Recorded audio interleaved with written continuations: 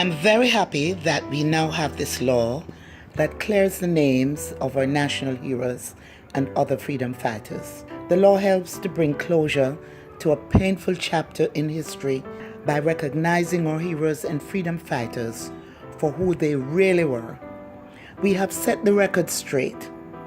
Now and forevermore, it will be known and recorded that our national heroes, Sam Sharpe, George William Gordon, Paul Bogle, Marcus Garvey, their supporters and sympathizers, including women, and other freedom fighters such as Taki, were not criminals, but were proud and brave people engaged in acts of liberation with moral justification.